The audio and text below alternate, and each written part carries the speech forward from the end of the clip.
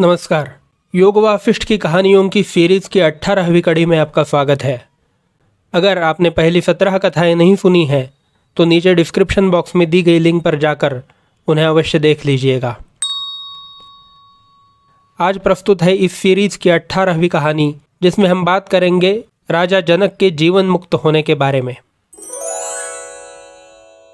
श्री राम को जीवन मुक्ति का उपदेश करते समय ऋषि वशिष्ठ ने उन्हें राजा जनक के जीवन मुक्त होने की कथा सुनाई। वह कथा इस प्रकार है।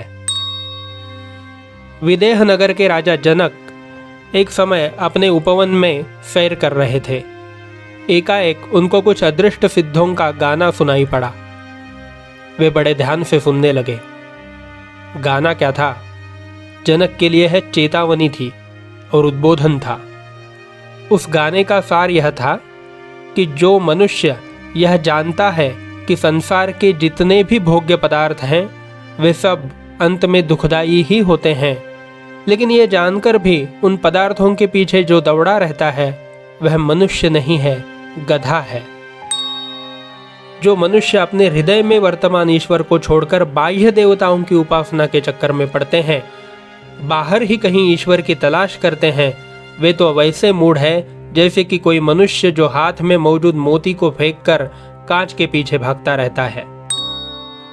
हम लोग तो उस देव की उपासना करते हैं जो कि सब में है, जिसमें सब है, जिसके सब है, जिससे सब है, जो स्वयं सब है, जो आत्मा है और जो आत्मा का भी आत्मा है, जो सत्य और असत, प्रकाश और अप्रकाश, दृष्टा और दृश्य इन सब से परे है और इनके मध्य में भी है।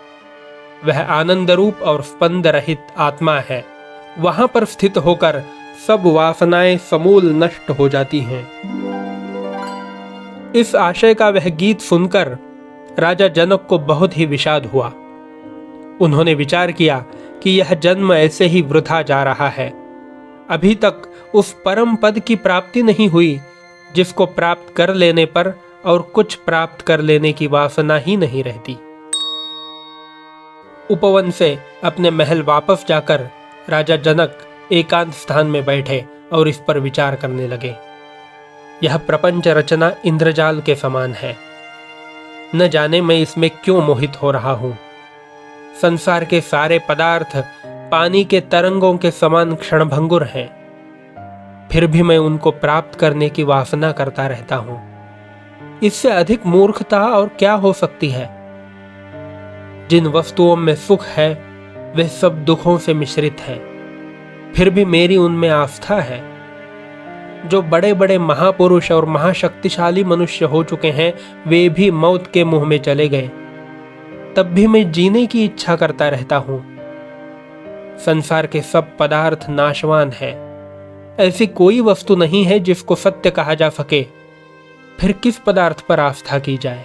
संसार के सब भोग अस्थिर हैं, इनमें आस्था करना महामूर्खता है। जिन जिन पदार्थों की लोग वासना करते हैं उन सब का परिणाम मुझे दुख ही दिखाई पड़ता है। ऐसा कोई पदार्थ नजर नहीं आता जिसको प्राप्त कर लेने पर फिर किसी वस्तु की प्राप्ति की वांछा ही न रहे, अथवा जिसको प्राप्त करके पूर्ण सुख का अनुभव हो जाए। एक वस्तु को प्राप्त कर लेने पर दूसरी के प्राप्त कर लेने की वासना तुरंत ही हृदय में उदय हो जाती है।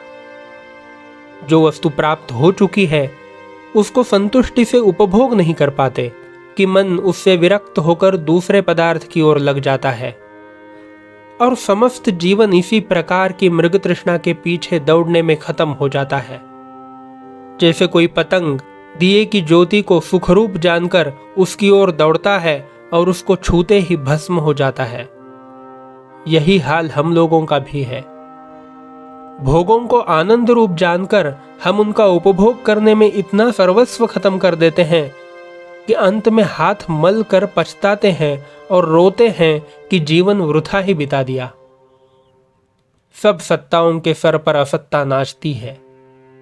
सब सुंदर रम्य पदार्थों के भीतर कुरूपता और अरम्यता छिपी बैठी है।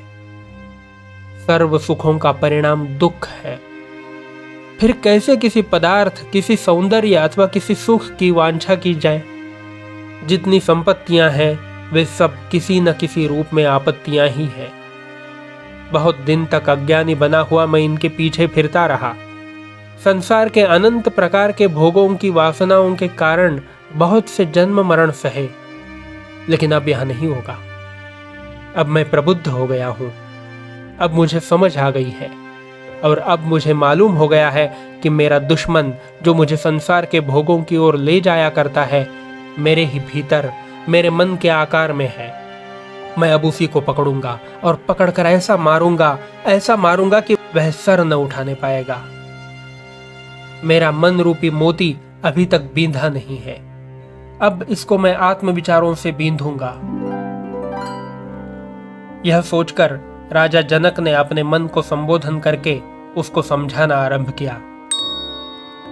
चित्त से जनक ने पूछा, हे चित्त, तू बता, अब तक जिन जिन पदार्थों की प्राप्ति की तूने इच्छा की है, उनमें से कितने पदार्थ ऐसे हैं जिनको पाकर तुम्हें तृप्ति हुई हो? क्या तू समझता है कि भविष्य में भी तेरा वही हाल नहीं रहेगा जैसा कि भूतकाल में रहा है? इसलिए तू अच्छी तरह समझ ले कि तेरा भोगों के पीछे दौड़ना वृथा है। इससे तुम्हें शांति कभी प्राप्त नहीं होगी।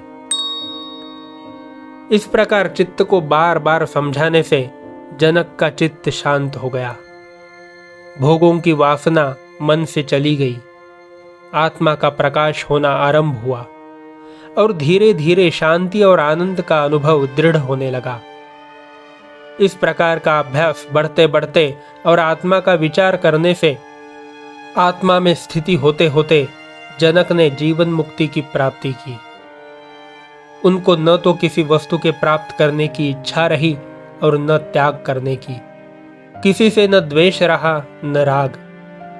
न राजपाट को बुरा समझकर उसको त्याग करने की इच्छा हुई और न उसके सुखों के भोग करने की वासना मन में रही। जिस स्थिति में वे थे उसके ही अनुसार वे अपने सारे कार्य करते रहे। मन की संकल्प वृत्ति का क्षय हो गया। वे राज्य का सब कार्य यथोचित रूप से करते रहे और किसी कार्य के करने में भी उन्हें किसी प्रकार के हर्ष और विषाद का अनुभव नहीं हुआ। उनका जीवन यंत्रवत हो गया। न उनको भूत का पश्चाताप था और न भविष्य की चिंता। केवल वर्तमान काल के यथायोग्य कार्यों का निरपेक्ष और निरहंकार भाव से वे संपादन करते रहे। किसी भी वस्तु के प्रति उनका संग नहीं था। ऐसे राजा जनक राजा होते हुए भी ब्रह्मज्ञानियों में श्रेष्ठ समझे जाते थे।